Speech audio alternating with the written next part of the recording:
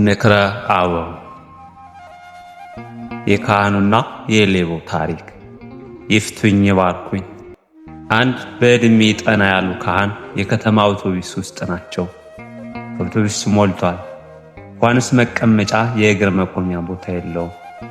መቼስ መሳፈሩ ግድ ነውና ሰው በሰው ላይ ተዛዝሎ በሩም በግድ ተዘግቶ ጉዞው ቀጥሏል። ካህኑ መቀመጫ በማጣታቸው የአውቶቡስን ብረት ይዘው ከወዲያ ወዲህ የተወዛወዙ ሳለ አንድ የኪስ ቀበኛ በኪሳቸው እጁን ጥልቅ ሲያደርግ ካህኑ የሌባውን እጅ ከኪሳቸው ጋር ጨምድደው ይዙታል። ይህኔ ሌባው ኮስተር ብሎ ከካህን መስቀል እንደሚሳለም ምዕመን ራሱን ወደ ምድር ዝቅ አድርጎ ይፍቱኝ ይላል። የሌባው ድፍረትና ዓይን አውጣነት የገረማቸው ካህንም ወቸው ጉድ እንኳን ተፈተህ ታስረ መች ተቻልክ አሉት ይባላል። የንስሐ መጀመሪያው እየሰሩ ካለው ኃጢአት መለየት ነው። ሰው ከእግዚአብሔር ምሕረት መጠበቅ ያለበት የበደለውን ክሶ የቀማውን መልሶ ሊሆን ይገባል።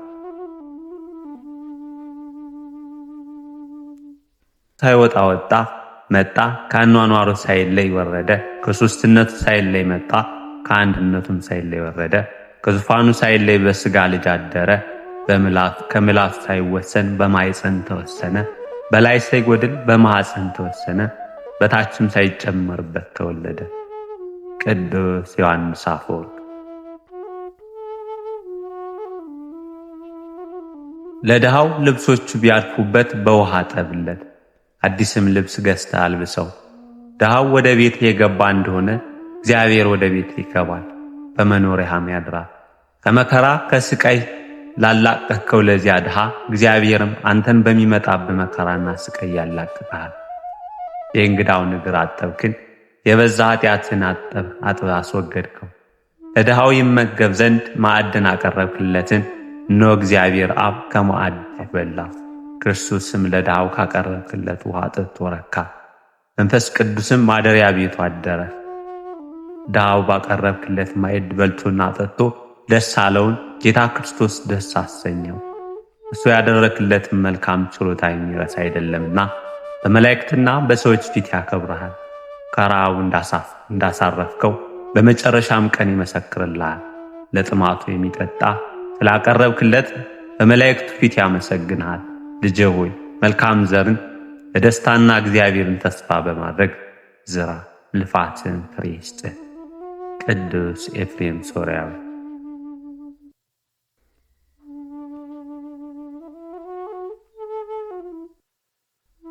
የአበው ምክር። ፀሐይ በረዶን እንደሚያቃጥል ምጽዋት ኃጢአትን ታቃጥላለች። ጌታ ሆይ የኃጢአቴን ብዛት የሰውነቴን ክፋት ታገስ፣ ባለመድኃኒት የቁስልን ክፉ መዓዛው እንዲታገስ። አንዳንዱ ሰው ኃጢአት ከመስራት ይልቅ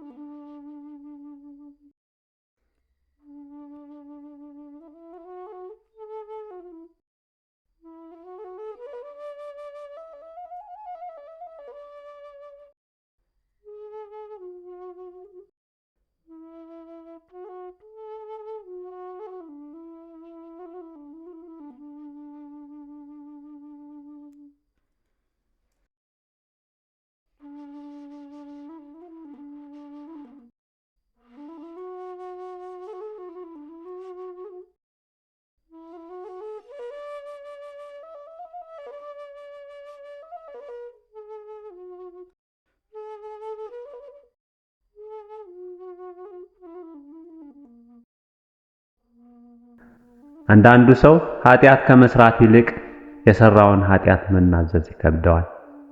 በትንሽ ቀዳዳ የሚገባ ብርድ ሰውነትን እንደሚጎዳ ሁሉ በትንሽ ድክመት የሚገባ ኃጢአትን ለሞት ይዳርጋል። ኃጢአት በእግዚአብሔር ላይ ማመጽ ፍቅሩንም ማጣት ነው። ኃጥአን ውደዷቸው፣ በሥራቸው ግን አትምሰሏቸው። እነሱ በተያዙበት ፍዳ እንዳትያዝ በሕሊና ኃጢአት ሲፈትንህ ስለ አንተ ጽዋቶ መከራ የተቀበለልህን አምላክ አስብ። መከራ እንዳይመጣብህ ከፈለክ ኃጢአት ከመስራት ተቆጠብ።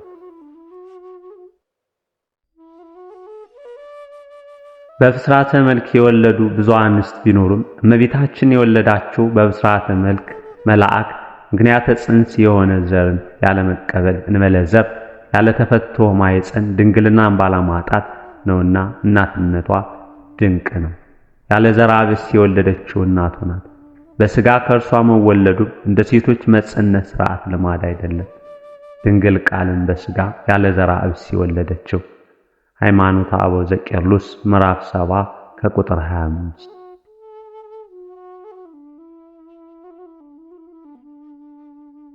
ዘመናችን ሳይፈጸም እጅን ወደ እኛ ዘርግቶ የሚጠራንን እንስመው።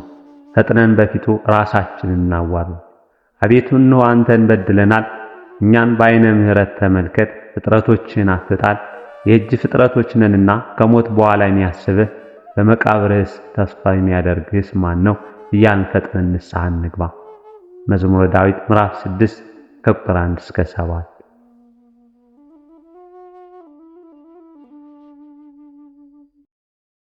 ማርያም ድንግል ትሕትናን እንልበስ። ሰይጣን አባ መቃርዮስን እንዲህ አለው፣ ከአንተ መራቅ እፈልጋለሁ፣ እኛ ማድረግ የማንችለው ነገር ግን አንተ የምታደርገው ምንድን ነው ሲል ጠየቀው።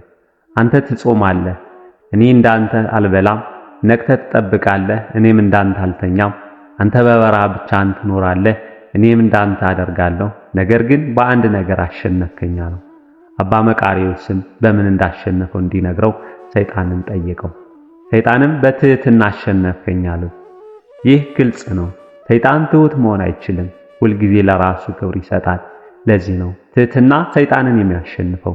ሰይጣን ገንዘቡ ማድረግ የማይቻለውን ትሕትና ቅዱሳን ገንዘባቸው አድርገዋል።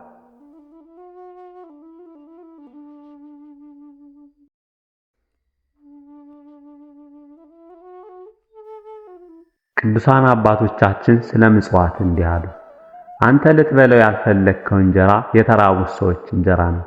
በቁም ሳጥን ውስጥ ሰቅለ የተውከው ልብስ እርቃኑን የሆነው ልብስ ነው።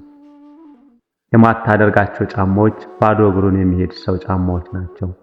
የቆለፍክበት ገንዘብ የድሃው ገንዘብ ነው። የማትፈጽማቸው የቸርነት ሥራዎች ሁሉ የፍትሃዊ ድርጊቶች ናቸው። ቅዱስ ባስልዮስ።